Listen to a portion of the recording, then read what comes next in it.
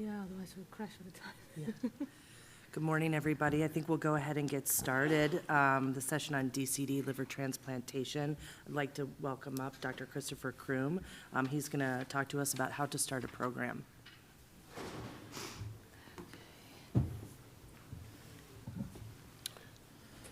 Thank you for the opportunity to talk here today.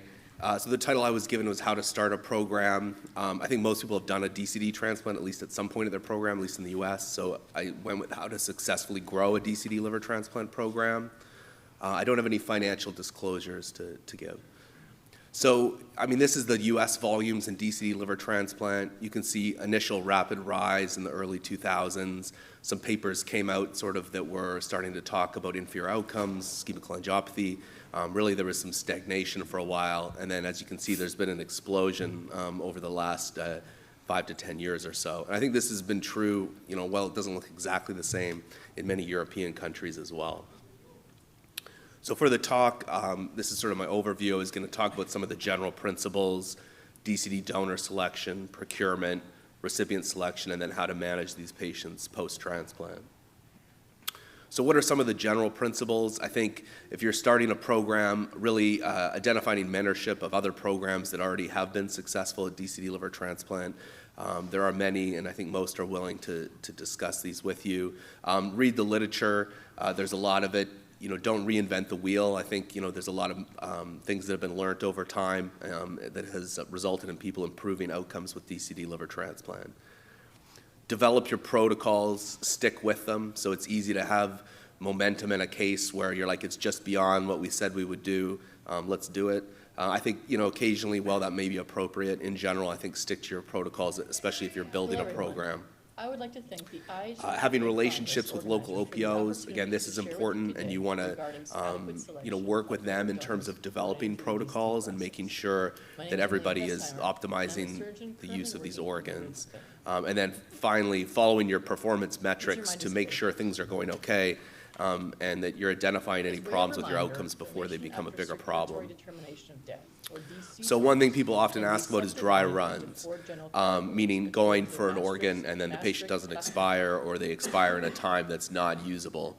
I think this is any program that's using DCD livers, this is going to be something they're going to run into. I think the key is finding what the appropriate balance is between cost and resource consumption and giving up good livers that would have been usable. I think no matter what, you can expect a 30 to 40% dry run rate if you're being aggressive. Some programs would say up to 50 or even more than 50. And again, what's appropriate will depend on your program and sort of what's reasonable from a financial and resource standpoint. This is sort of, I think I would use if you're trying to decide whether you should go for organs or not. So basically on the left side, you have the donor quality, and then you have the likelihood that they're going to expire, and then where they are, whether it's local or not local. So again, if you have a good quality DCD donor and it's local, I would say whether or not they're going to expire really wouldn't be that relevant, at least to our program. Go look, and if they don't expire, they don't expire. I think the resource use obviously in that setting's pretty minimal.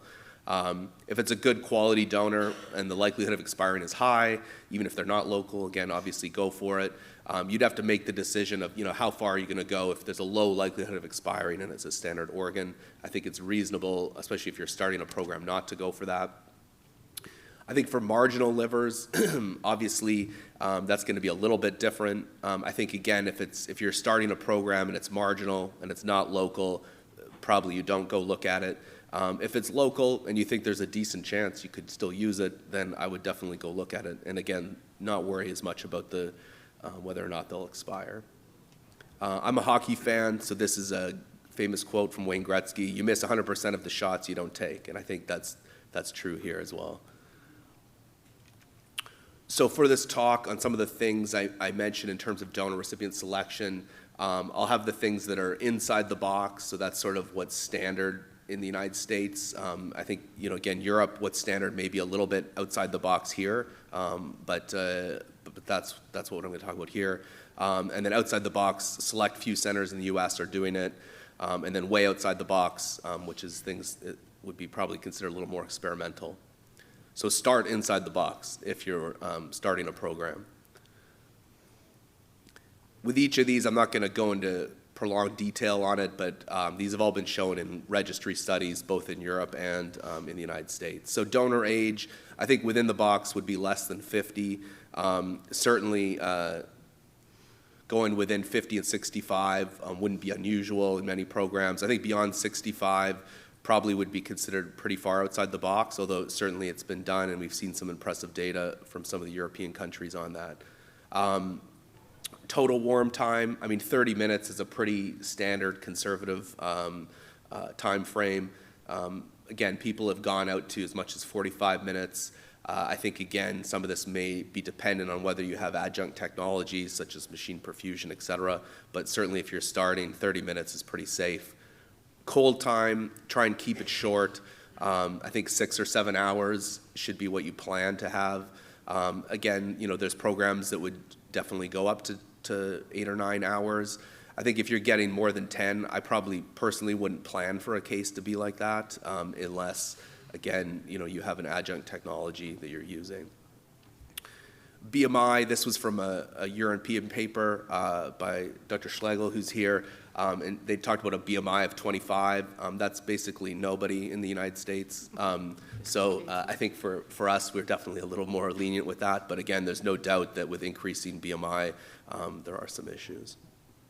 And then steatosis, I think if you're starting out, don't mix both. Like, don't do a DCD with steatosis, and then kind of as you get a little more experience, I think the data would show that probably with mild macrosteatosis, it's reasonable.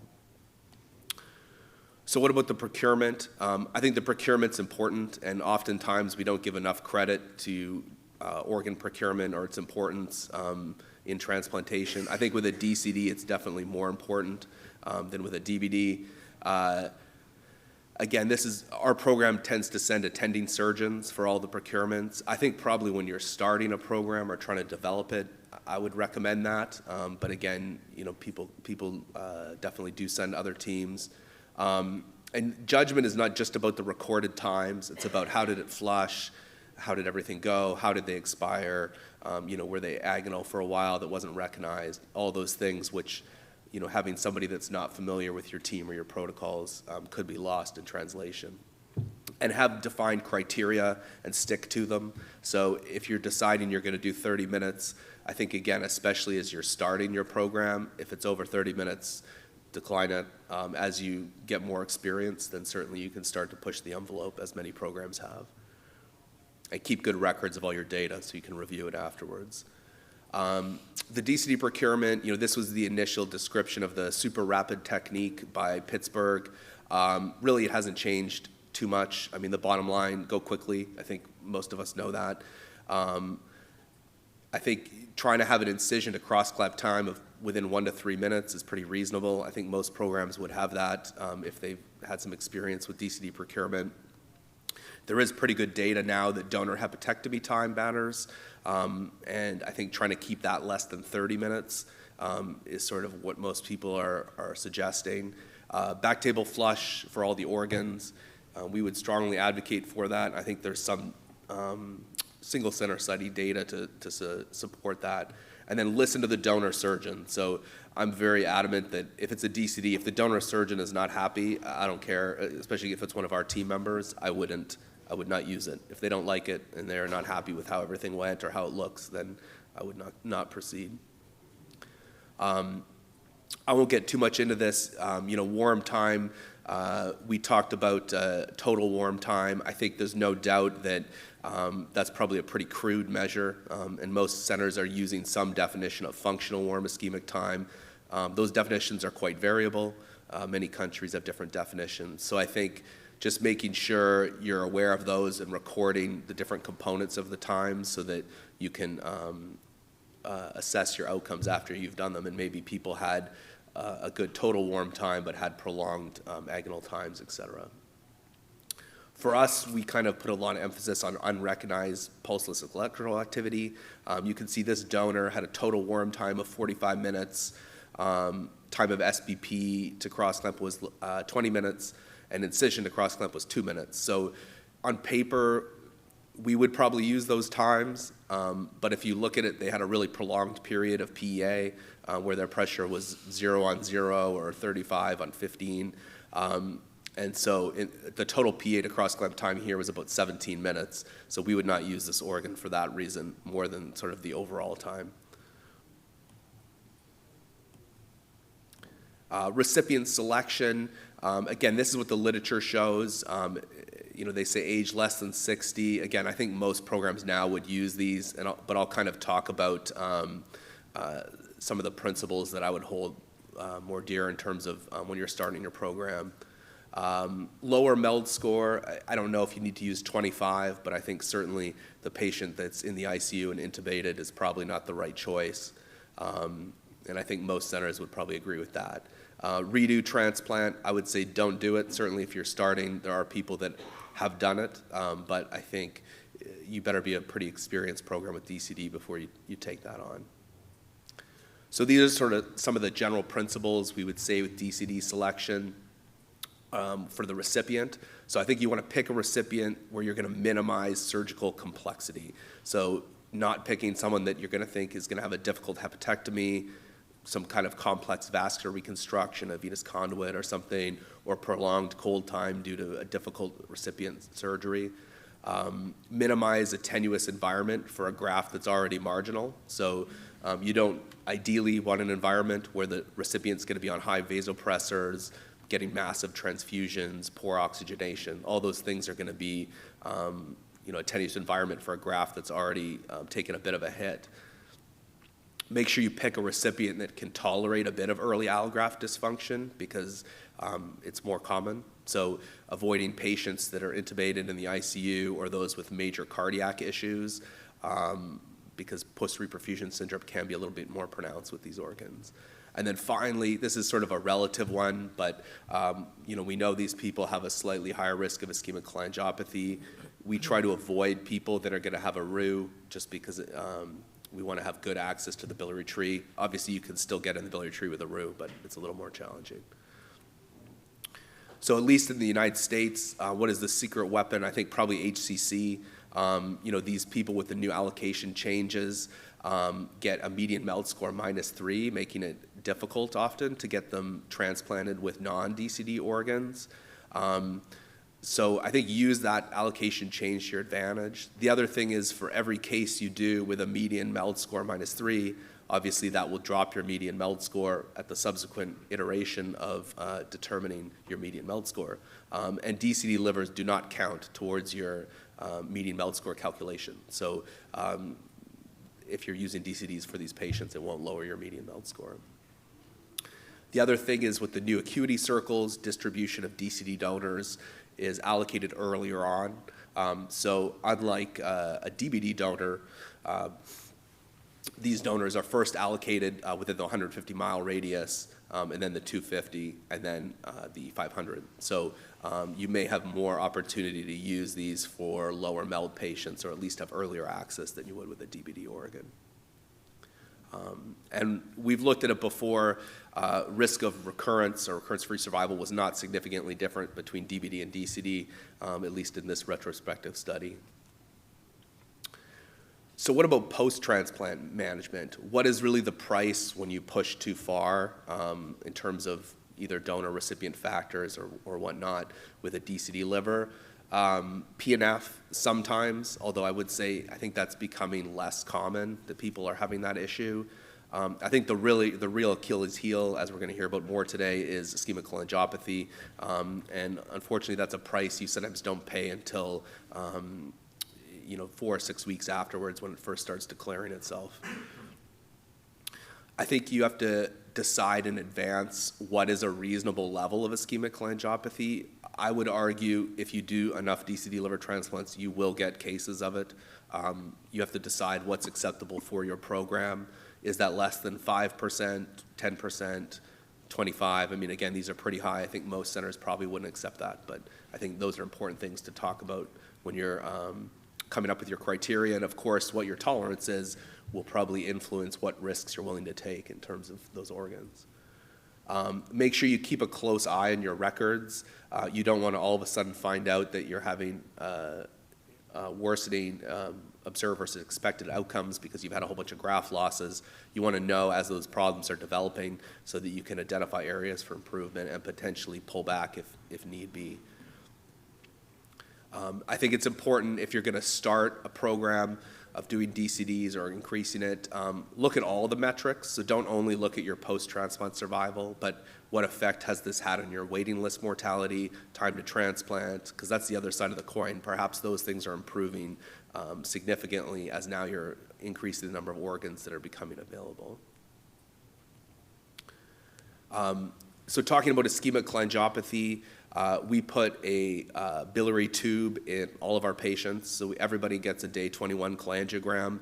I think some people would say this is unnecessary. It's been interesting for us because we've had really good imaging of every DCD we've ever done, and so we've been able to follow what happens to their bile ducts even in settings where they may not have clinically significant abnormalities.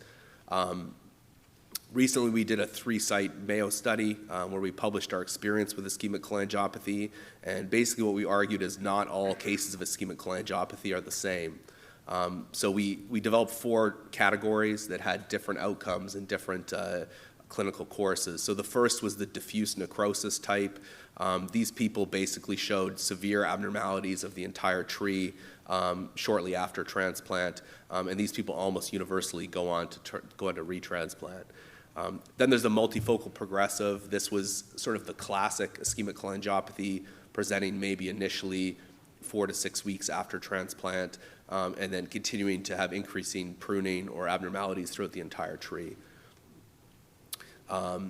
Confluence dominant, these people had disease largely restricted to the area of the confluence and often could be managed with ERCPs, although they may require multiple. And finally, a minor form where they really had mild abnormalities and never really went on to develop any significant clinical sequelae. As I said, these all had different outcomes.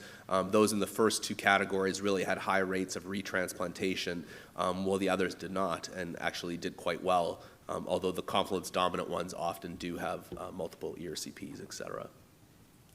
And again, I think having a good relationship with your endoscopists and interventionalists, because you will, if you do enough, you will get some cases of ischemic cholangiopathy, and many of these can be salvaged, especially if they're in the latter 2 forms with use of ERCP or PTC. And this was showing the survival of the 4 different groups. Again, the poor survival, the diffuse necrosis that had early graft loss, the multifocal progressive that had kind of more staggered graft loss, and then the top 2 groups that actually did quite well. So the summary, identify mentorship, stay within the box in donor selection, at least when you're starting.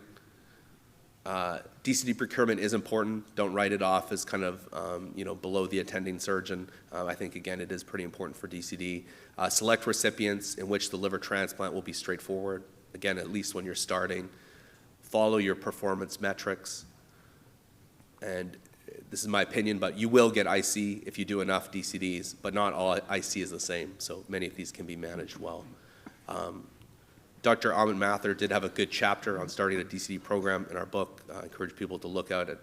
And finally, I just wanted to pay my respects to Paula Maisan, who was a founder of DCD liver transplantation, did some amazing things in the field, and unfortunately passed away just recently.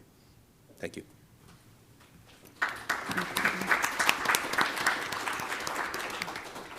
Thank you, Chris. I think we have time for a short question. Anybody? We have also time in the end. Yes, Mr. Chillu. I was pretty much interested on the fact that you put the T-tube or a tube. Don't you think that this is promoting infection in a way interplaying with the ischemic kind of, I don't know if having a better image is worth in terms of potential for infection? Yeah, that's a good question. I mean, it's so what we put actually, it's like a pediatric feeding tube, and we put it in the donor cystic duct usually. I mean, we've done, I think, about 500. We haven't had issues with it, but potentially. It's kind of something that was, historic in our program. It was done since probably 2000, and so we've continued to do it. But I don't know is the answer, but we haven't seemed to have had issues with it. Occasionally, you have to go back in and pull it out if someone breaks it off or something, but that's not too often. Yeah. Hi, thank you for well-organized lectures. I have two questions. For ischemic cholangiopathy, in terms of ischemic IC, we use a TPA, but I'm questioning TPA is necessary or not. And I was wondering other transplant center how they're using, because of intraop bleeding or significant event. And number two, which factor is more important to develop IC in your major experience? Yeah, so for the first question with TPA, we don't use it. We haven't. I think our IC rate's been pretty good, but lots of centers do. I know at Oshner, Emily's going to be talking shortly, so I know they do. So maybe she can answer that when she goes. Yeah. I don't know is the answer. I think there's been mixed data on that, so I'm not sure the answer, but we don't. And then in terms of what's the most important fact for IC, I wish we knew. I mean, I think for us, we're very wary of the PA time. So when we've seen cases, yeah, and I mean, you can factor that into a functional warm time, but basically when we've had cases where they're sitting in PA for a prolonged period, we have noticed more IC with that. But again, that's a component of FD-WIT. So to us, that's the most important. Thank you, Chris. Thanks. Thank you. Can I? Okay. So next, we'll have Dr. Hessheimer talk to us about how to select a candidate for DCD donation.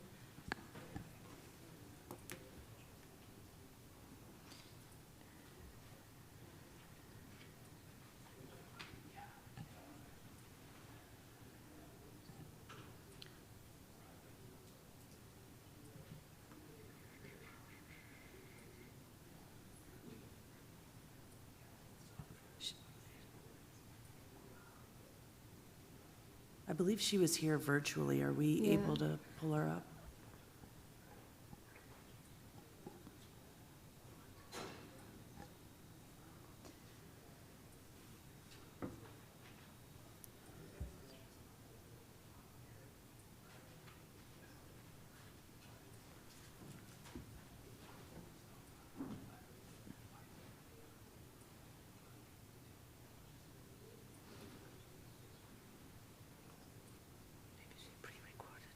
Maybe she pre-recorded. She's there for the questions. I don't know.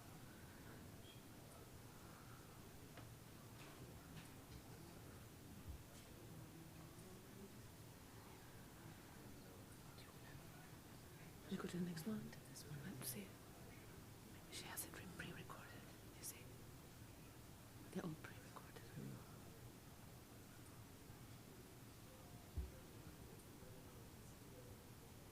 So it looks like it's pre-recorded, so I'm hoping it's opening.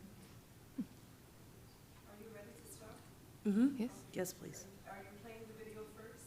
Yes, Yes, please. please. We don't have much direction, so we just ask Oh, sorry. Yeah, that Yeah, would yeah, be just ask. fantastic. video to play now? Yes, please. Yes, ma'am, we will. Thank you. No problem.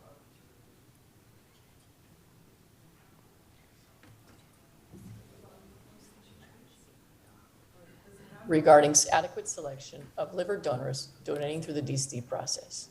My name is Amelia Hessheimer, and I'm a surgeon currently working in Madrid, Spain. Can you increase it? These are my disclosures. As way of reminder, donation after circulatory determination of death, or DCD donors, can be subdivided into 4 general categories according to the Maastricht classification system.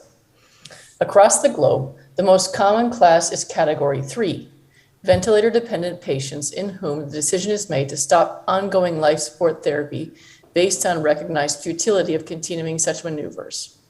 Following this decision, the option of controlled DCD is then offered. Less frequently, Maastricht Category 2 uncontrolled DCD donors are also used. These include individuals that suffer sudden and unexpected cardiac arrest, and in whom subsequent resuscitation maneuvers are attempted but are unsuccessful. After death declaration, organ preservation maneuvers are initiated, And these donors largely served as a source of kidneys for transplantation, though occasionally livers may also be used with decent results. For the rest of my talk, however, my primary focus will be on Maastricht Category 3 controlled DCD donors. DCD organs are considered extended criteria because, in addition to the typical transplant-related injuries of ex situ cold ischemia and rewarming and reperfusion occurring upon transplantation, they suffer unique additional injury arising during the pre-preservation period of hypoperfusion and cardiac arrest. This pre-recovery period of donor-warm ischemia leads to anaerobic metabolism, cell acidosis, cell breakdown, and cell death, even before the standard forms of transplant injury occur. Warm ischemia is particularly injurious at the level of the biliary tree and the peribiliary plexus, which is considered the Achilles heel in DCD liver transplantation due to increased risk for stenotic lesions, which may be progressive and are not generally seen until a couple months after transplantation. These ischemic type biliary lesions or biliary strictures can lead to repeated bouts of cholangitis, the development of intrahepatic abscesses, and even graft loss or patient death without retransplantation. In order to avoid the development of such adverse outcomes, different risk scores have been developed. This early score from UCLA describes donor, graft, and recipient factors related to an adverse outcome following DC liver transplantation. Of note, donor age was limited at the outset to less than 45 years, and donor BMI to less than 30. So these two risk factors that were controlled by the group did not figure into the risk score. Subsequently, the King's College group described their own risk index, which included donor warm ischemia and hepatectomy times, graft cold ischemia, and recipient complexity, reflected in the MELD score, retransplantation, and transplant urgency.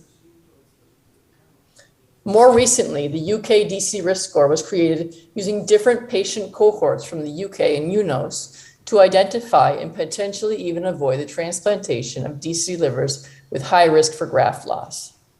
Once again, donor factors related to age and BMI, graft warm and cold ischemia times, and recipient complexity, namely MELD and retransplantation, were the most important factors identified. Using the score, CDCD transplants could be stratified into groups of low risk, high risk, and futile based on expected outcomes, namely 1-year graft survival. In general, the most important risk factors that have been identified in all of these studies include the age of the graft by way of donor age, warm and cold ischemia, donor BMI, likely reflective of graft macrosteatosis, and complex or sick recipients. Controlled DC donor age is a factor that has again been controlled by a lot of experienced groups in order to attempt to optimize post-transplant outcomes. You can see here in this table that with young controlled DC donors, with average ages ranging from 20 to 40 years in the blue boxes, good results can be achieved with minimal ischemic biliary injury developing recipients. When donor age is expanded, however, biliary complications and ischemic type biliary lesions rise considerably. Macrosteatosis is another major determinant of adverse graft outcomes following liver transplantation. This is based on the fact that macrosteatotic grafts have impaired mitochondrial function at baseline, leading to increased oxidative stress and inflammatory responses upon reperfusion. In addition, the presence of macrovesicular fat globules in the hepatocytes reduces sinusoidal diameter and causes microcirculatory disturbances following the development of cellular edema arising during cold storage. There are also marginal grafts and DCD grafts that combine risk factors. In this recent report, it was seen that while the use of DCD grafts with moderate macrosteatosis did not result in worse overall graft survival relative to non-fatty DCD grafts, the incidence of serious perioperative events, including reperfusion cardiac arrest, primary non-function, and post-transplant renal failure was significantly greater when moderately steatotic DCD grafts were used. Biliary complications were not seen to increase in fatty DCD livers, a reflection of the fact that macrosteatosis and warm ischemia target different liver cells. Risk in controlled DC liver transplantation is also based largely on the fact that while standard rapid recovery and cold storage halt injurious processes occurring in the organs during ischemia, injury doesn't cease completely. Injury incurred during pre-recovery warm ischemia in the context of controlled DCD is furthermore not reversed in any way. A normal liver for transplantation deteriorates progressively during cold ischemia to a point at which it is no longer viable for transplant. When that liver is a DCD liver, the starting point is one of baseline injury, meaning that there is less margin to reach the point of no return. In this regard, dynamic preservation strategies, including machine perfusion, have been used to recover the quality of these marginal grafts. DC livers have been preserved clinically using hypothermic machine perfusion, largely performed with active oxygenation. As can be seen in these case series, even using grafts with extended donor warm ischemic periods and some with extended cold periods as well, use of ex situ hypothermic machine perfusion is associated with acceptable post-transplant outcomes, better than those seen with direct cold preservation, and decent results with regards to biliary complications and survival. The incidence of biliary complications, in particular ischemic type biliary lesions or non-anastomotic biliary strictures, was the primary endpoint in this recently published randomized clinical trial led by Dr. Porte from the Netherlands. The dual hypothermic oxygenated perfusion trial, or DHOPE trial, demonstrated that the use of this preservation modality in controlled DC livers significantly reduced the rates of ITBL from 18% with direct cold preservation to only 6%. As well, it was seen that among cases developing ITBL in the DHOPE group, they were more able to be successfully treated in fewer sessions of endoscopy or interventional radiology. In Spain, unlike virtually all the rest of the world, the initial experience in DCD organ transplantation began with uncontrolled DCD. Given the extremely marginal nature of these donations, development of uncontrolled DCD went hand in hand with that of normothermic regional perfusion. Normothermic regional perfusion was first applied in the hospital clinic starting in the late 1980s and early 1990s in this context to help recover kidneys and livers from these very complex donors suffering out-of-hospital cardiac arrest and prolonged periods of warm ischemia. Using post-mortem normothermic regional perfusion and strict acceptance protocols, we've been able in Spain to successfully transplant uncontrolled DC kidneys and livers with donor warm ischemic times exceeding up to 2 hours. Normothermic regional perfusion is capable of reversing deleterious processes arising during warm ischemia and has been seen to essentially convert the period of warm ischemia into one of ischemic preconditioning. These two pictures provide a very visual representation of what can be accomplished with postmortem NRP. This is a porcine model. After only 30 minutes of cardiac arrest, you can see that the liver and intestines are congested, dark, and ischemic. After only 30 minutes of NRP, however, they recover their normal macroscopic aspects and functions. For these reasons, when controlled DCD was first piloted in Spain in 2009 and regulated via national protocol in 2012, the option of performing NRP was offered to all the abdominal organ procurement teams at the outset. In a first analysis of the Spanish liver transplant registry on all controlled DC liver transplants performed between 2012 and 2016, the use of NRP significantly reduced biliary complications, including ITBL, and graft loss among a cohort of livers with an average donor age of 57 years.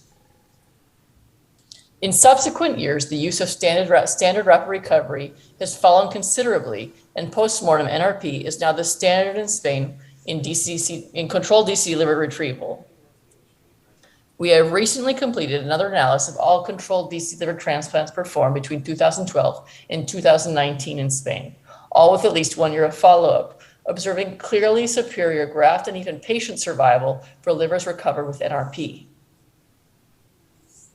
Focusing on only transplants performed with NRP, increasing graft cold ischemia time, in particular greater than 7 hours, and recipient retransplantation as transplant indication were significant independent risk factors for graft loss on multivariate logistic regression analysis.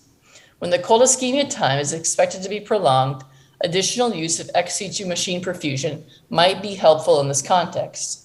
It is unclear whether it would be helpful for cases of retransplantation as well, as results for retransplantation in general are inferior to those of other indications, regardless of the quality of the graft itself. Our results fall in line with those of other centers in Europe, and the use of NRP in controlled DCD has been seen time and time again to allow for successful transplantation of these livers, including ones from older donors and even with extended donor warm ischemia times, as can be seen in particular in the Italian experiences. Based on this experience, when the Spanish Liver Transplantation Society prepared controlled DCD guidelines, the recommendation was made that controlled DCD livers recovered with NRP be considered for transplantation in any recipient in the same manner as a donation after brain death or DBD liver might be considered. Likewise, the option to expand strict donor warm ischemia time limits was relaxed, with reliance on the assessment of subsequent evolution during postmortem NRP to determine whether or not the graft might be suitable for transplantation. The assessment is currently largely based on the evaluation of hepatic transaminases during NRP. Ideally, levels of transaminases should remain stable during NRP. As well, lactate levels in the perfusit should remain stable, if not decline, during NRP. It is important to note that no donor age limit was established for livers arising from controlled DC donors recovered with NRP. So in conclusion, it's with standard rapid recovery, strict selection criteria in terms of donor age and ischemia times are needed to avoid adverse outcomes in controlled DC liver transplantation. With postmortem NRP, however, the rates of biliary complications and graft loss are significantly reduced. And there has been successful transplantation of older grafts from CDC donors. In this regards, we consider that the limits of controlled DC liver transplantation performed with NRP are really the same as those of DBD liver transplantation. It remains to be seen whether or not prolonged donor warm ischemia times can offer the same good results, and we're awaiting the results of larger experiences, which should come soon. Thank you very much for your attention.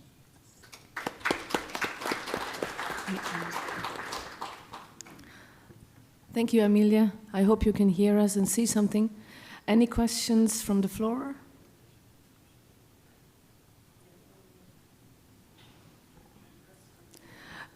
May I just ask you, you have your donor offer, you have your graft on, or your donor on the NRP, and then you have a graft. When do you say absolutely no to an offer, to a graft on NRP? We know your criteria, but what is your absolute no-go?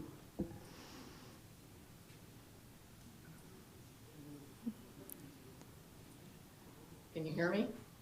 Now we can hear you a little bit. Maybe you need to turn up the volume. Yeah. We can hear you now.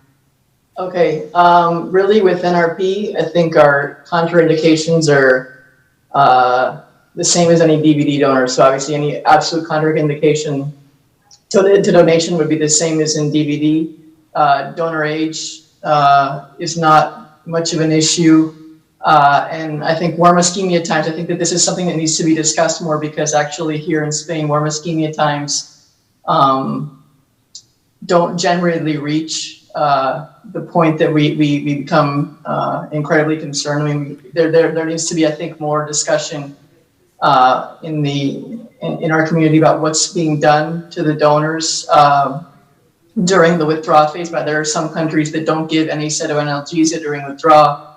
In Spain and most countries in Europe, excluding the UK and the Netherlands, cytoanalgesia is given. So that might have some impact on the warm ischemia times we're seeing. So in general, as long as we can establish NRP runs well.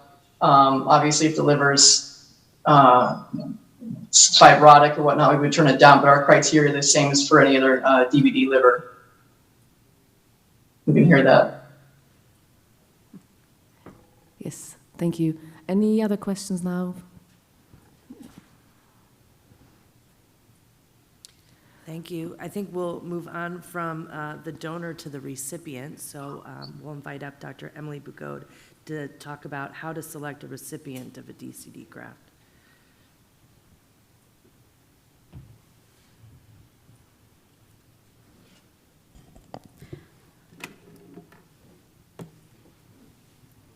Good morning.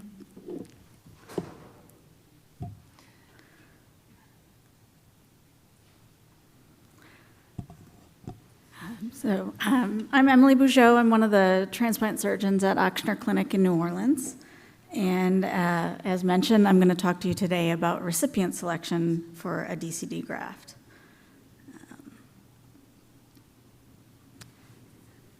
How does this work?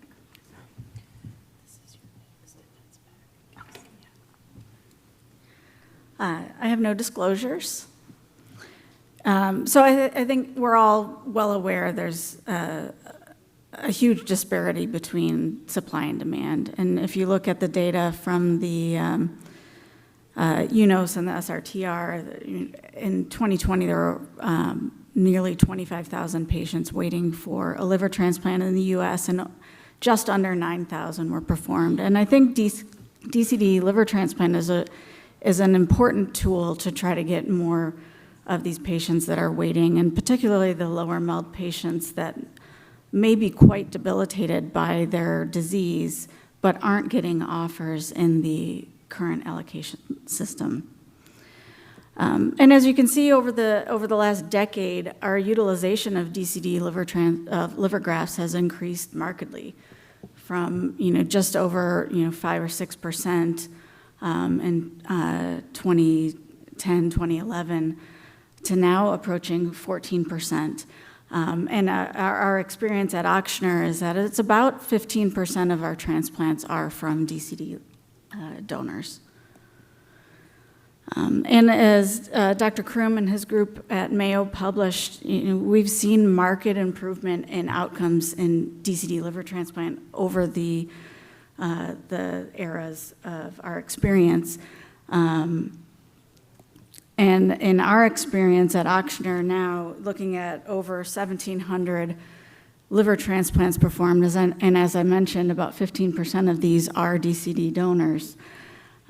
We have equally good outcomes over the last decade between brain death and DCD donation.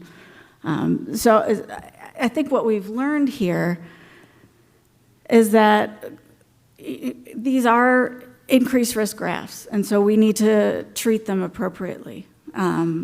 Obviously, there are donor factors that are important, as others have already mentioned here: age, donor comorbidities, the stability of the donor pre-donation and during the withdrawal, steatosis. Recovery factors, I think, are critical, as Dr. Kroom mentioned. We send an attending surgeon for all of our DCD recoveries. I think, warm ischemic time to cannulation, and you can argue about the use of heparin. Also, cold ischemic time here really is important. But I'm going to focus on recipient factors. And it really comes down to a balance. So all of those pre-donation things are really important and need to balance with your recipient selection. And I think about it as a cumulative stress. So these organs from DCD donors already go through a degree of stress that is different than brain death. And you have to think about how your recipient is going to tolerate that, the reperfusion physiology that you're setting up, and their resilience to make it through the recovery. Can they tolerate a bit of early allograft dysfunction? Can they tolerate a little bit of renal dysfunction? Things like that. So it's really putting all of these factors together to mitigate your kind of perioperative risk. And so we at Ochsner have, for a long time, at the time of listing and during any change of status while listed, categorize our recipients according to what we think of as their perioperative risk. So we have our A category, or our low-risk recipients. These are patients that have not had any previous open upper abdominal surgeries. Ascites helps as long as there hasn't been any significant history of SBP. No major medical comorbidities outside of their liver disease. And these are the medium to low MELD. So I think 25 is a good cutoff, but obviously that can vary. And then there's the opposite end of the spectrum, our C category, our complex risk patients, any retransplant, any open hepatobiliary surgery, gastric surgery, open bariatric surgery, complete portal vein thrombosis, cavernous transformation, any major cardiopulmonary abnormalities, so unrevascularized, medically managed CAD, hepatopulmonary syndrome, things like that, increased frailty and high MELD. So I think on this end, I would say anyone that's in the ICU, MELD greater than 30, 35, these are not good candidates for DCDs, I think. In the middle, we have the moderate group. These are patients that may have had some open upper abdominal surgery, but non-hepatic, non-gastric. There may be some portal vein thrombosis, but it's non-inclusive. They may have some cardiopulmonary disease, but it's optimized. Obesity, moderate frailty, and your medium-range MELD patients. These patients are a little bit more nuanced, and I think can potentially be candidates for a DCD graft in the right circumstances. When we look at our survival, it's clear that the high-risk group, the C complexes, have worse outcomes regardless of what type of graft. So even in the most optimal settings, which is why I say I think these are not good candidates for a DCD graft. But when you look at our A and B complex, so the chip shot straightforward patient, as well as some of these moderately complex patients, they actually can do quite well with a DCD graft in the right situation. So I think if you're a new program, a program early in the DCD experience, I think it's safe to stick to the dichotomy. A is good, B is bad, or C is bad. I think if you are a burgeoning program, a program looking to expand your DCD experience, I think this is where a bit of nuance comes in. So as I mentioned earlier, it's really about balancing all of these risk factors. So you've got your donor risk, your recipient risk, that I think about in terms of their medical and surgical complexity. And so if you have a straightforward donor, or say you have an older donor that's going to be a minimum of a 3-hour flight, you've already got ischemic time, you may have some steatosis, pick your A category, pick your straightforward, you're going to be able to do an easy hepatectomy, you're going to minimize your hepatectomy time, you're going to minimize your physiologic stress on reperfusion. I think that's a good match. Now, if you've got an 18-year-old donor in your hospital that's expected to have a short functional donor warm ischemic time, and you can minimize a lot of your timing issues, I think you have an opportunity to put that liver into a more complicated patient. And that's really where kind of it's a fulcrum, right? So kind of mitigating your donor risk with your recipient selection is really important in DCD transplant. And that's really the big message that I wanted to deliver today, is that there really are no absolutes in recipient selection, but you have to think about your recipient in the context of all the risk that's coming together and will be at play. So in conclusion, basically what I just said, I think it is appropriate to consider DCD grafts as increased risk, but that doesn't mean that that's a barrier. These are really useful grafts and can get a lot of patients transplanted with really good outcomes, as long as you apply the appropriate selection criteria, both on the donor and the recipient end.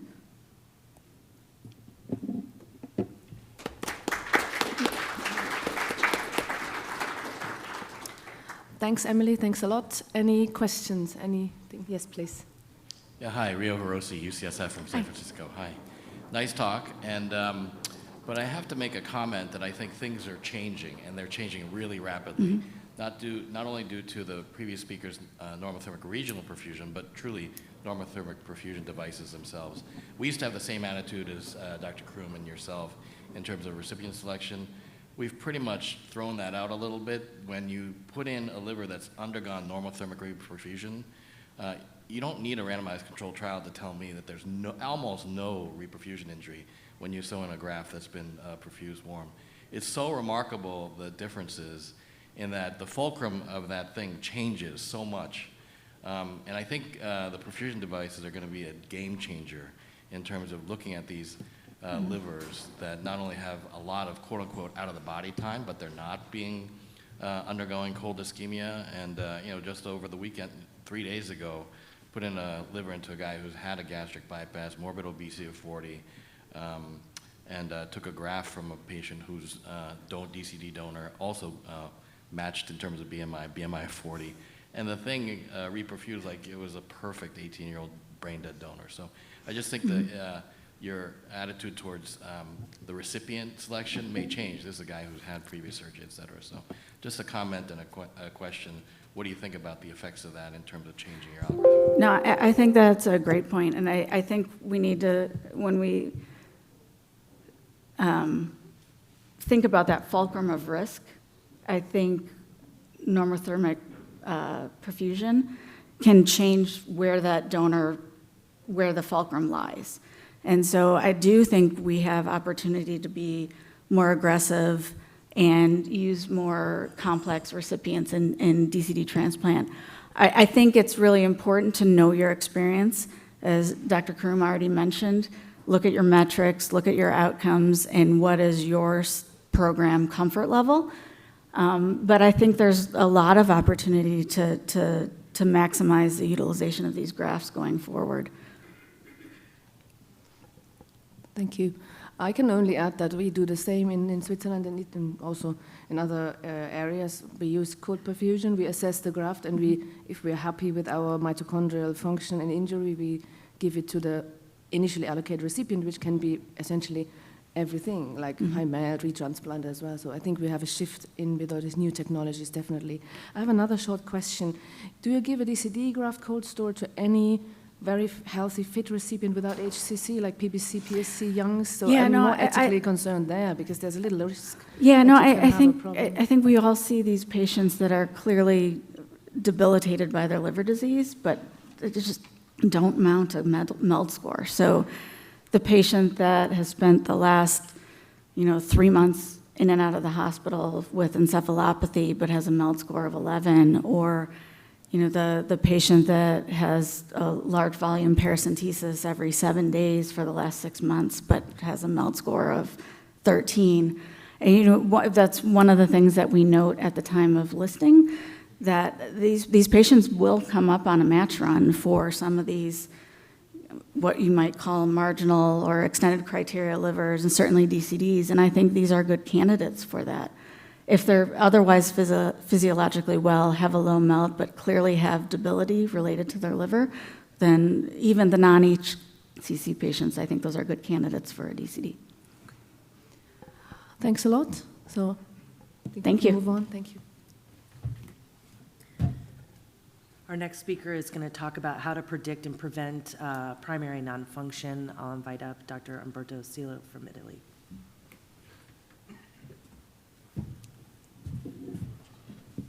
Thank you very much, Mr. Chairman. If I can have my slides. Yeah, I won't start this presentation without paying the highest tribute possible to Paolo Moyesan. You know that he passed away very recently, and we are all astonished, and it's very difficult to accept and to even understand what happened in these last weeks.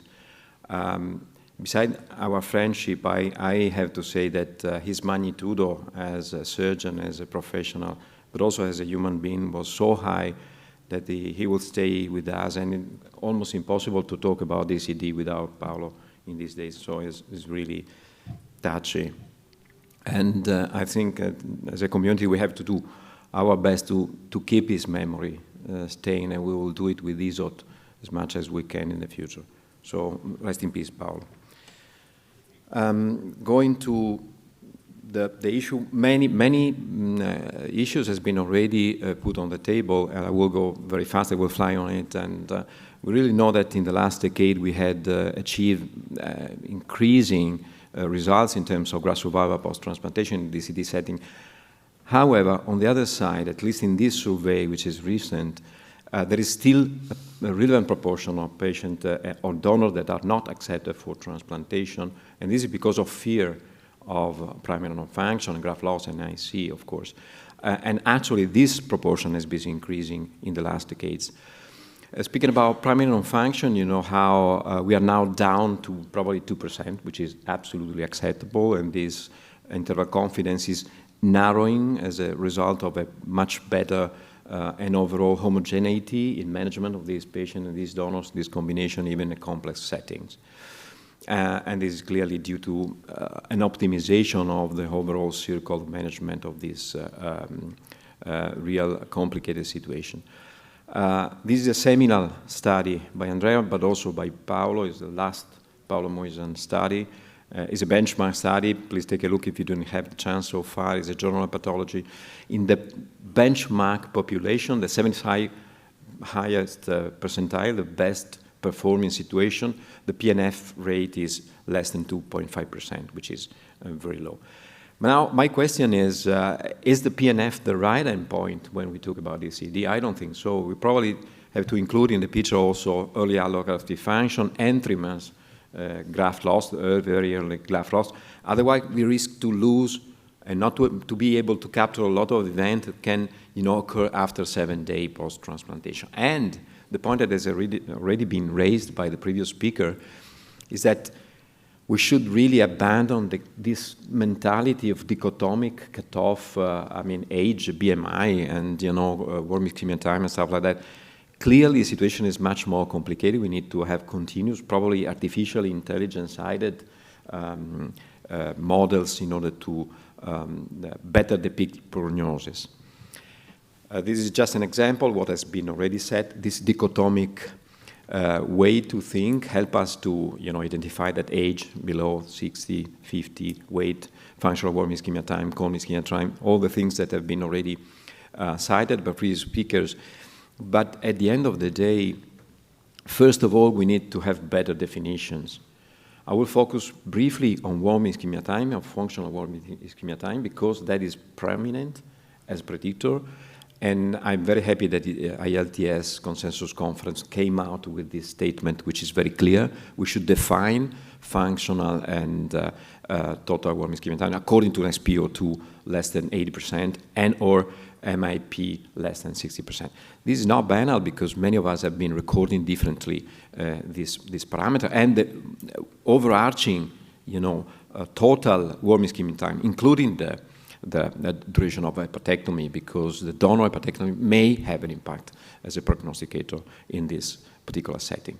But at the end of the day, the other things that I liked about the ILTS consensus recommendation is that when you have a cutoff, a situation over the cutoff, out of the box, according to Dr. Chrome definition, then you have to integrate and to make an interplay with the other parameter in a multi-parametric analysis. And this is exactly what we do in a day-by-day real life, and that the reason why we need to have a machine learning process and artificial intelligence-guided model in the future. This is my personal opinion.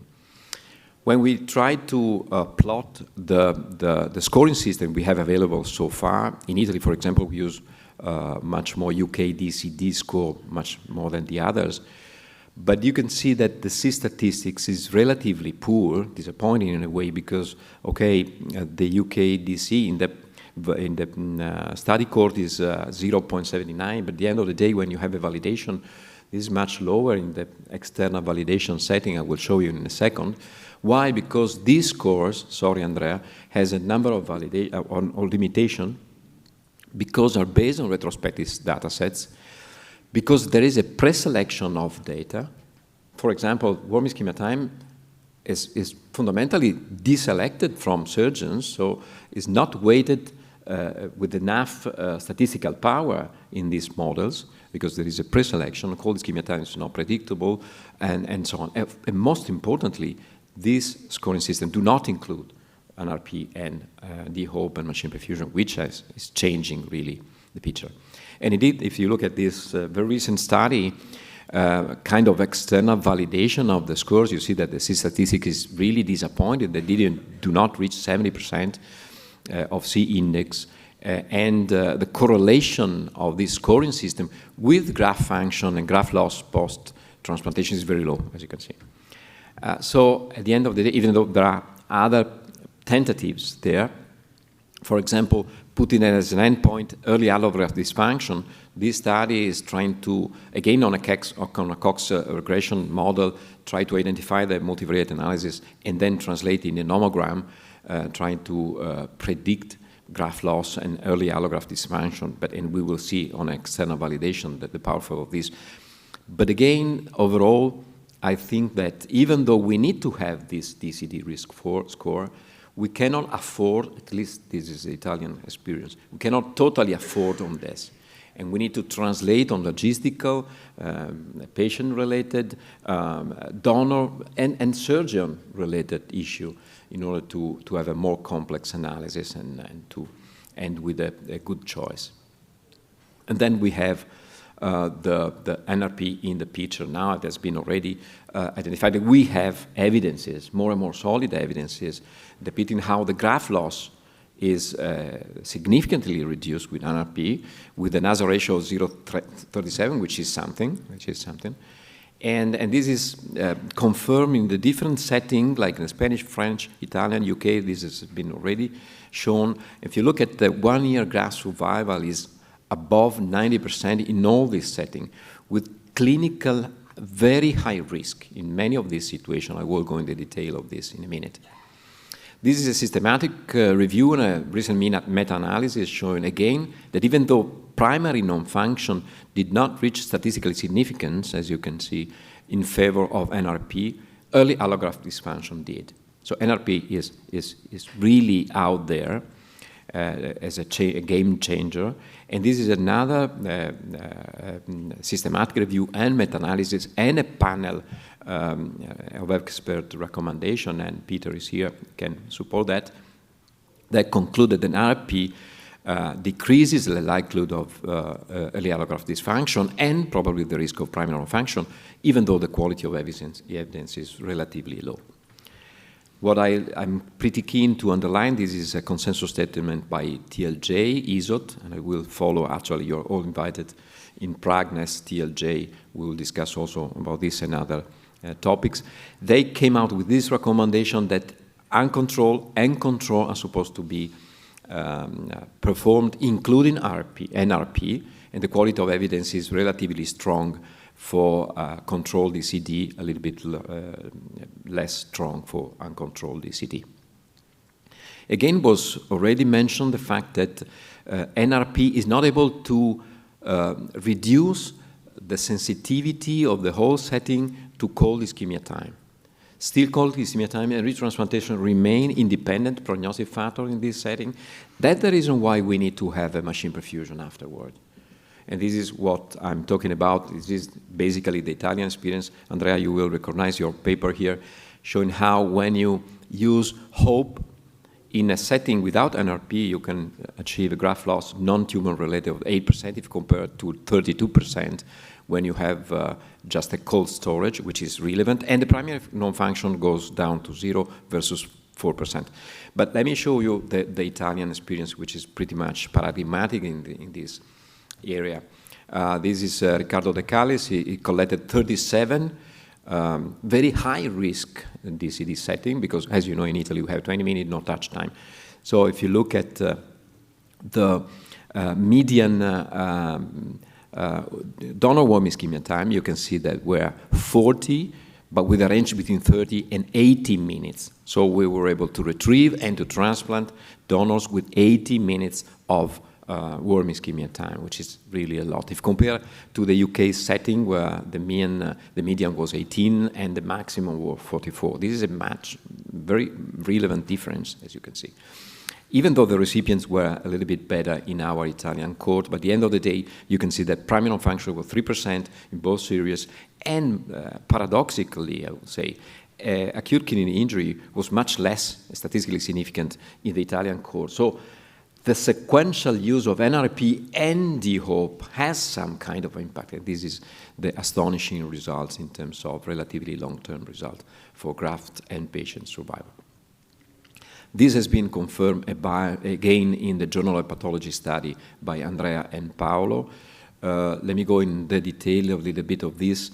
The black line is the benchmark group, the low-risk benchmark group of their multi-institutional population. You can see how the orange line is the Italian setting, when we use again NRP and D-HOPE sequentially, and the performance is even better, it's slightly better if compared to the benchmark. So this combination were able to convert a high-risk population to a normal benchmark setting, and this was also true for the French and for the Spanish population using NRP or D-HOPE. So the combination is probably the solution in the future, to my knowledge. And this is why in our first consensus conference, we are pretty much jealous of this, because this has been the very first international consensus conference ever. It was back in 2018 and was published before Venice. And we supported very much at that time the use of D-HOPE after NRP. Now, very quickly about vitality assessment, again giving you a touch of the Italian experience. In this recent survey that has been done in Italy and published this year, we were able to retrieve 70% of the DCD in the setting on 20 minutes of no touch, which is a relevant result to my eyes. And looking at the preferences, this is very subjective, this is an interview of the surgeons and the multivariate and the multidisciplinary setting. Looking at the preferences, people decided to accept according much more to pump flow and gross aspect and lactate, much more than liver biopsy, transaminase, and bioproduction. So response to the question that was done earlier is how do you select? If the pump flow goes above 1.7 liter in an NRP, that is okay, and the gross aspect is okay, and lactate stable, the trend much more than absolute numbers. For the Italian setting, this is a good combination. In the very few, as you see, basically everybody used D-HOPE. In the very few where the normothermic machine perfusion was used, we trusted more lactate, pH, and the quality of flow much more the bioproduction and gross aspect. But again, this is subjective, it's just an idea. Last touch, I have been very much fascinated by Robert Porter's work, which put another piece of machine in the sequence, NRP, potentially, then D-HOPE, then control electrocoordinator rewarming, and normothermic machine perfusion in order to evaluate and better assess. In normothermic machine perfusion, they take into consideration lactate, pH, bile production, bile pH. So you have a number of parameters to double control and to have a greater possibility to choose. And these are fantastic results, clearly. At the end of the day, 100% basically graft and patient survival 3 months. My conclusion, PNF is decreasing, is okay. Still, however, is a problem. And probably is not the best endpoint. We need to include a little bit, going to 90 days graft loss to my eyes. Dichotomic analyses are a little bit archaic. We need to go, insufficient to capture complexity. We need to go a little bit ahead. And clearly, actual DCD prognosis scores are very efficient. I mean, very useful, not very much efficient, if I may say. And NRP is the future standard. I push on Andrea in order to redo the benchmarking study, put in NRP as a benchmarking, because that is going to increase even much greater the performance at the end of the day. And in our Italian, very critical warm ischemia Italian situation, I think that the combination, in this case, D-HOPE is converting high profile in the standard results. We need a multi-parametric aspect. That's why this is my last slide. I invite all of you to be part of this study that has been led by Vace Agopian, Alfonso Avolio, myself in a way, which is collecting already hundreds of centers all over the world with an idea to do actually concrete, because we are starting, concrete idea to collect prospectively in a non-competitive observational study in order to validate, to have more pieces of information in a very standardized setting, in a prospective setting, in order to improve our capability to predict. Thank you for your attention.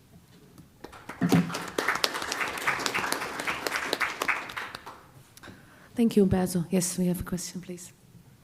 Thank you very much.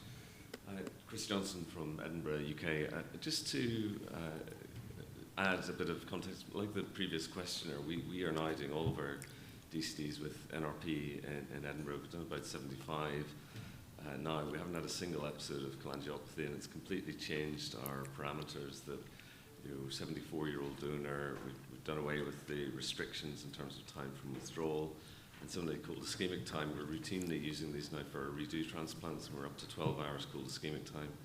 And 75 DCD transplants, we haven't had a single episode of cholangiopathy yet. Clearly, the Italian situation is different with the 20 minutes, Sandro, and doing all that you can to mitigate against cholangiopathy with DHOPE. But in the wider context, I think it's possibly going to be very difficult to prove that and the necessity of DHOPE. Would you think, without the 20-minute standoff period, is this something that you would recommend more widely, or do you think it's just for selected high-risk donors? Well, it's something that we were discussing with Dr. Crom, is a money issue here. Because if you were discussing roughly about, we need to have a study about cost effectiveness, we're discussing NRP in Italy is costing 2,500 per each case. And we are going to add for DHOPE something like 7,000 today. So it's a matter of willingness to pay, because to my eyes, we should use the both combination in all cases. Because it's not just a matter to avoid, to reduce the prevalence, it's to go up as much as we can in terms of performances. And I'm not so keen in, including hepatocellular carcinoma patient as the best recipient possible, because we know the pathophysiology of ischemic reperfusion is producing an environment for recurrence. So the better we are going to reduce this pathophysiological setting in order to reduce inflammation, the better we are going to use the DCD setting for all our patients. So clearly we need to do studies in terms of cost effectiveness, but my idea is do for all. I think it's and sorry to say, I came for the very first time many years ago to your place in Gabi Onisco's shop for the first time, the NRP, so I know how you are precursor in that. And I suppose just from an alternative perspective is the cost, but also we're trying to simplify the process. So this is our standard for all DCD procurements. This is what we do, and make it as all the fellows are getting trained up. And I think if we add complexity across the board for all donors, it may, lengthen the transition period towards. Yeah, right. I'm much more a transplant oncologist than when I've seen the Ducosi study on the machine perfusion results in terms of lowering the recurrence of hepatocellular carcinoma in the long run. Well, it's something that is so strong that is pushing us to have logistic difficulties better than heavy recurrences afterward. But clearly, we need more studies in order to more definitive. Thank you. Wojtek has another question.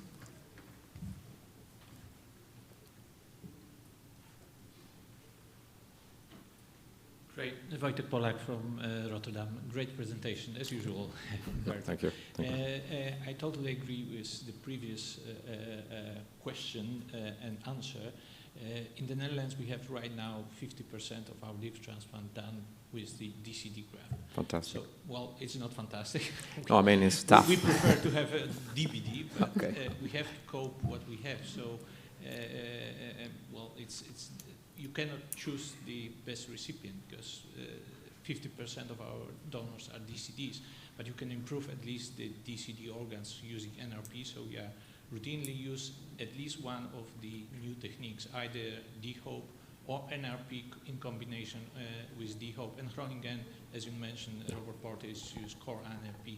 So I think this is the way to go. There is no way back just to standard cold storage and transplantation in DCD and more. Great. But what you are doing, when do you use the combination? NRP and DHOPE? NRP and DHOPE. DHOPE we are using in the donors above 60. So our standard DCD is up to 60. And above 60, we are using core NRP or NRP and that's another so strategy. That's good. Protocol, and it's also reimbursed by the insurance company. Fantastic. Yeah, and also the costs are very different in each country because DHOPE costs 3,500. You have more costs in Italy. I'm sure it's a little bit different in the Netherlands. Yeah. So I think this cost analysis will be important as well, but will be difficult to compare. And you're absolutely right. We should compare or combine cold storage with any technique. And I think even Spain is now interested to increase their risk further and combine HOPE at the end of cold storage with NRP. So we will have more data certainly. And change the law. Maybe not directly. Thank you. So lastly, we're going to talk about the Achilles heel of DCD transplant. So how to prevent and manage DCD cholangiopathy. Dr. Peter Friend.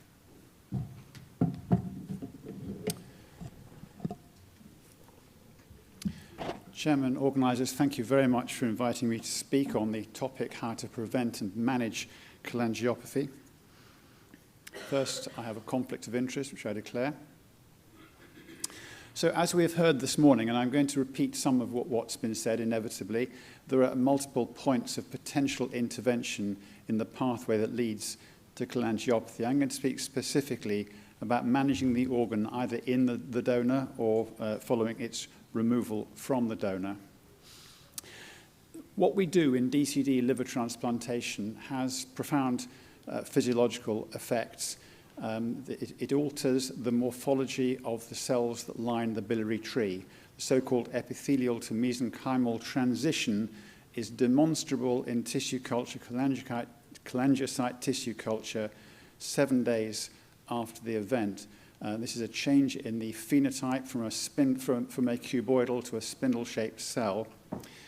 Interestingly, it is blockable by means of TGF-beta receptor antagonists, raising the possibility, of course, of therapeutic intervention at some point.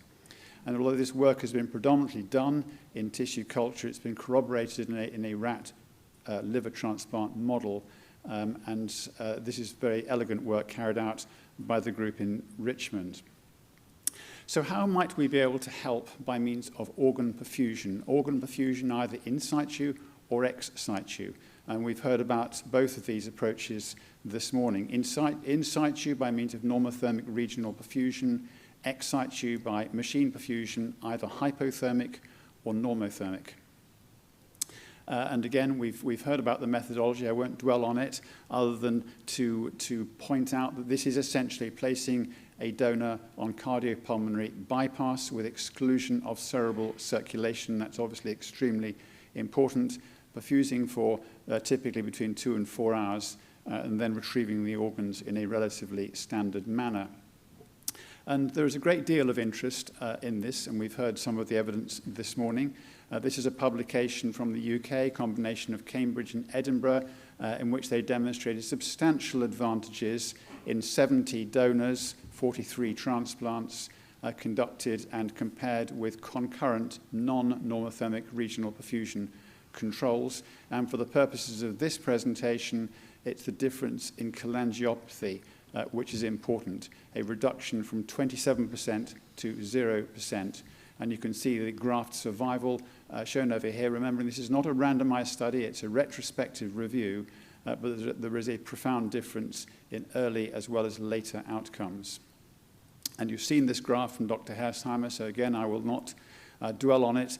A national retrospective review of the entire Spanish experience from 2012 to 19, comparing normothermic regional perfusion to standard rapid recovery with in situ flush, and demonstrating a profound reduction in biliary complications, particularly ischemic type biliary lesions and graft loss. And during the same period, it was quite clear there was a change in practice in Spain with a progressive reduction in the number of retrievals using the standard procedure. So let's move on now to talk about treating the organ, ex situ perfusion. And the big question, of course, Should it be normothermic? Should it be hypothermic? My own view is that the distinction between the two is perhaps less clear than we would like to think, and that temperature will, in the fullness of time, be seen as a continuous variable rather than a binary. But the work on cold machine perfusion with oxygen has been heavily driven by the groups in Zurich and Groningen. And this was one of the earlier Zurich publications demonstrating that by means of a really technically straightforward approach, that is, bringing an organ back in an icebox and perfusing it with oxygenated cold perfusion solution, no oxygen carrier, for a short period, 1 to 2 hours, there appears to be a substantial effect in terms of ischemic cholangiopathy, but also graft survival, and interestingly also acute rejection rate. And the group in Zurich went on to collaborate with colleagues in Birmingham to provide control groups. And this publication, which came out somewhat later, demonstrating that the results in organs treated by cold machine perfusion with oxygen, or what's known as HOPE, were apparently as good as DBD controls recruited from both centres, and definitely better than untreated DCD transplants, which was the group provided from Birmingham. And that was true not only in terms of long-term graft survival, shown on the left, but also in terms of parameters related to ischemia reperfusion, such as lactate at the end of transplantation, seen on the right. And we know more about why this happens. It's of course complex physiology, but there is a fundamental physiological principle about ischemic tissue, hypoxic tissue, which is about the accumulation of succinate in the mitochondria. This is a universal signature of hypoxia in any tissue. It's not just transplantation. And the problem is that at the time of reperfusion, the accumulated succinate drives the process, the enzyme process in the mitochondria, effectively in reverse, leading to production of reactive oxygen species at mitochondrial complex 1. And the key to this whole philosophy of hypothermic machine perfusion with oxygen is that delivering oxygen abrogates the process because it enables the mitochondria to continue to metabolize in an aerobic manner. And this, of course, was the basis for this very important trial, which we've heard about earlier, published in the New England Journal last year, randomizing 160 DCD livers to endoschemic oxygenated hypothermic machine perfusion versus standard of care static cold storage. The primary endpoint of the study was the clinical diagnosis of non-anastomotic biliary strictures, and this was reduced from 18% to 6% at 6 months. It also demonstrated improvement in early allograft dysfunction, which is a marker really of ischemia reperfusion, and a reduction in post-reperfusion syndrome. Very important study. Another important development in the same space is about the way in which we move from one phase to another. And this contribution coming from the group in Essen with Thomas Minor and colleagues demonstrates that the gradual transition, the slow transition from cold, 10 degrees, to mid-thermia, 20 degrees, makes a difference to ischemia reperfusion. You can see injury markers on the left, and you can see graft survival on the right. And these are two successive publications from the same group. So temperature and oxygen transition is important. It mustn't be too rapid. So we have good evidence that in situ normothermic reperfusion and ex situ hypothermic oxygenated perfusion are both highly effective. Which is better? And this has been addressed in a collaboration between 1 Swiss and 6 French centers. Again, a retrospective, non-randomized observational study. The data were subjected to a propensity score matched analysis to normalize the two groups, in other words, to make them comparable. And the primary endpoint was 1-year graft and patient survival censored for tumor-related deaths. And what this trial demonstrated was that the machine perfused group, the cold machine perfused group with oxygen, experienced a higher early allograft dysfunction rate, similar 1-year graft survival. There was no difference in cholangiopathy, 8% versus 4.5%, not significant. Higher creatinine at day 7, but a higher organ utilization rate. So some benefits and some disadvantages. So let's move now to normothermic machine perfusion. Of course, this approaches the issue in a somewhat different way because it relies on recreating physiology, oxygen, temperature, nutrients. And this reduces ischemia reperfusion. Ideally, it abrogates it completely. It allows viability assessment and cellular recovery. We know that normothermic machine perfusion is associated with a favorable gene expression profile. This is a publication from King's 2 or 3 years ago now, demonstrating inhibition of pro-inflammatory genes, expression of regeneration genes, a reduction in cellular infiltration, and a reduction in necrosis and apoptosis. There is also evidence from experimental models, this one coming from Robert Porter's group in Groningen, that normothermic machine perfusion protects, in particular, the biliary epithelium. This is a reperfusion model looking at markers of epithelial injury with a clear benefit to normothermic perfusion in the DCD model. The multi-center European trial of normothermic liver perfusion, of course, was primarily directed to acute liver injury, i.e. ischemia reperfusion injury, and it clearly demonstrated a substantial reduction, a 49% reduction, which is the primary endpoint of the study, as well as reduction in early allograft dysfunction and post-reperfusion syndrome. But in the DCD cohort, which was 53 patients, there was a clinically meaningful reduction of ischemic cholangiopathy, and this was diagnosed by MRCP, by protocol MRCP, from 26% to 12%, so an important difference. And the effect of normothermic machine perfusion was greater in DCD organs than in DBD organs. The reduction in the primary endpoint, that's the transaminase release, was 73% in the DCD group compared to 40% in the DBD group. Incidentally, both statistically significant. And there's no doubt that this is altering the way in which DCD liver transplantation is being conducted. So this is one case study, as it were, from a transplant center in the United Kingdom. A 72-year-old DCD, functional warm ischemia time of 35 minutes, so relatively high risk in by anyone's reckoning. But the lactate fell very rapidly. The liver was performing. It looked good. The measures were all satisfactory.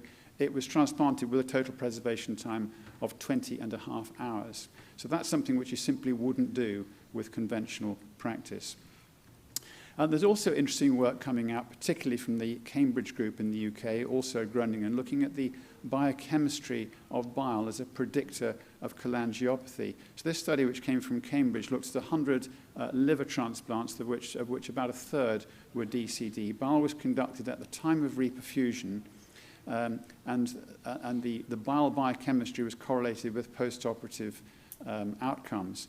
12 of these patients developed cholangiopathy, and the ratio of glucose between the perfusate in the bile was the most predictive, was relatively predictive of subsequent development of ischemic cholangiopathy. And indeed, there was a specific cutoff, which is a 6.5 millimole per liter cutoff, which gives a reasonable level of sensitivity. It's not perfect, but it does illustrate the point that there will be biomarkers which will increasingly help us to tell us which livers are going to cause trouble and which are not. And of course, this can be done during perfusion rather than after it's all too late when the liver's been transplanted. This publication, we've seen reference to this a few minutes ago also, which is the transition from hypothermia to normothermia by means of controlled rewarming. This is a publication from the Groningen group showing exactly this, sequential hypothermic at the time of recovery, reoxygenation, if you like, some resuscitation of cellular ATP, moving across to normothermic for viability assessment and longer-term preservation, and a cautious change from cold to warm, cautious introduction of oxygen. This is a proof of principle. It's a very important proof of principle, and it's now undergoing more formal testing. So what about interventions specific to mitigate cholangiopathy? A lot of attention now being focused on minimizing the injury to the peribiliary vascular plexus. Logic says that what we need to avoid doing is rewarming a non-perfusing organ, an organ in which the microvasculature is not functioning in terms of delivering oxygen. And we should also think about whether there are techniques for actually repairing organs which have been damaged. And I think it's helpful just to look sideways to what's happening in the kidneys. This very, very nice publication which came out last year from a collaboration between Yale and Cambridge, which demonstrates the importance in DCD kidneys of microvascular plugging as a result of locally produced fibrinogen and red cells. And the hypothesis here is that these can be fibrinolyzed with a combination of TPA and plasminogen, and this should be carried out at an early stage in the management of DCD kidneys. There is increasingly good evidence that this also happens in the liver, and that what we should be doing is fibrinolysis before we rewarm organs, or at least at a very early stage. And again, we've heard the experience from Oshna earlier this morning, so I won't labor this, but there is some evidence that addressing this problem is beneficial. So in this case, intra-arterial verapamil and TPA, which is introduced into the bile duct into the vasculature during the arterial anastomosis. And this publication from the Mass General group demonstrating that thrombolysis during normothermic machine perfusion, in this case in discarded human livers, can be effective. You can see evidence of effective thrombolysis by D-dimer levels at 1 hour of normothermic machine perfusion on the left, and you can see evidence of improvement in bile duct injury in the graph on the right. So finally, repair of the damaged biliary epithelium. This is really very early days. Cholangiocyte organoids, a very nice publication from a collaboration at the University of Cambridge, in which they demonstrate, first of all, that cholangiocyte organoids know what to do when they're put back into the biliary tree. There is a difference in cholangiocytes at different points in the biliary tree, and cholangiocyte organoids will, as it were, re-specialize into the right phenotype when transplanted.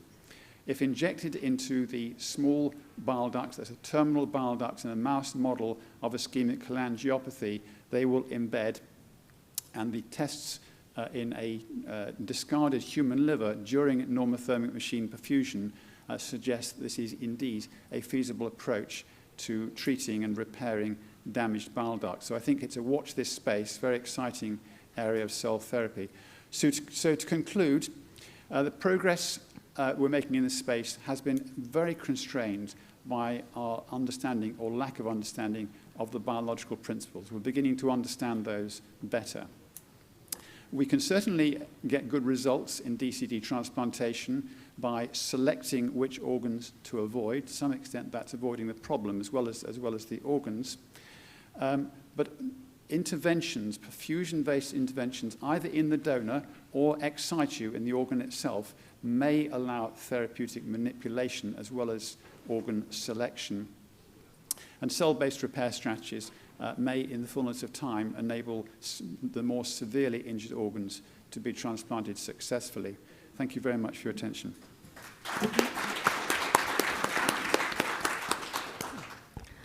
Thanks a lot, Peter. Very nice talk, please.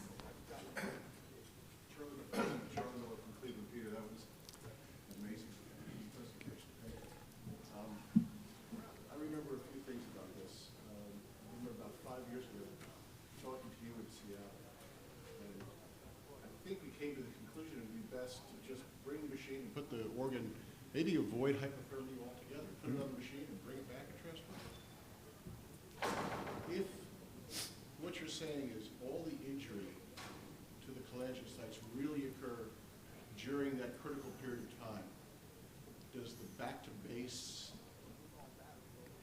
practice need to go away? I think that of course, is an excellent question. My feeling is that in the ultra-extreme situation, then the shorter the exposure to cold, the better. Of course, we cool organs down whilst we do the back table before they go onto the machine. That may not be necessary. The only group that I'm aware of that's achieved a complete avoidance of cooling is the group from Guangzhou in China. where they have actually managed in DBD organ donors to transfer the organ from the donor to the machine, from the machine to the recipient, without ever exposing it to hypoxia or to cooling. That's technically doable. It's quite a big challenge, but I think theoretically, ultimately, you are of course correct.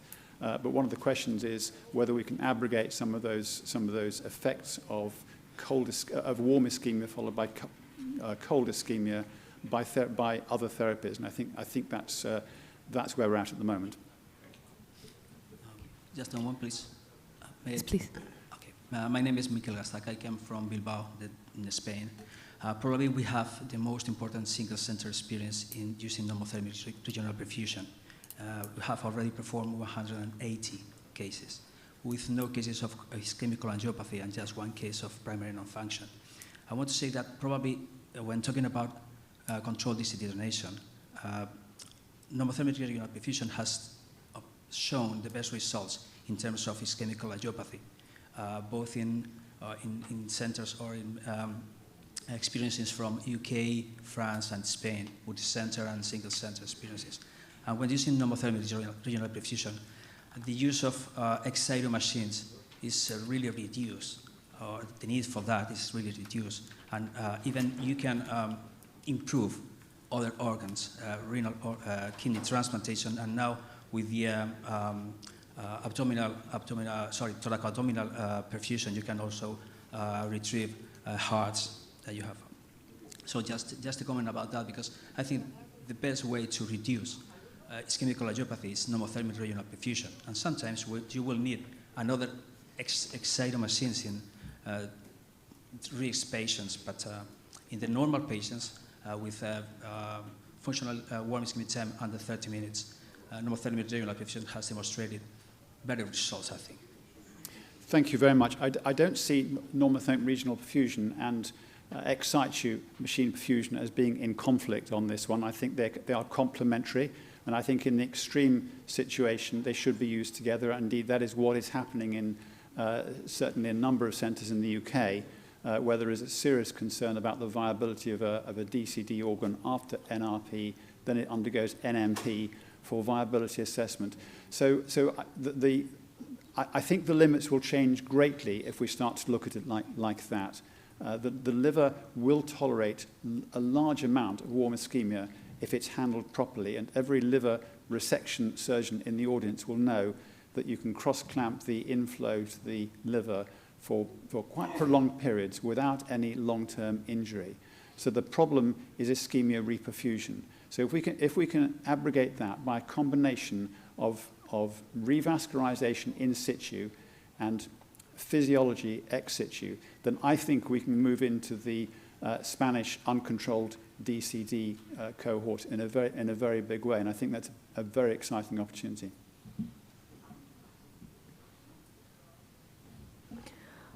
Okay.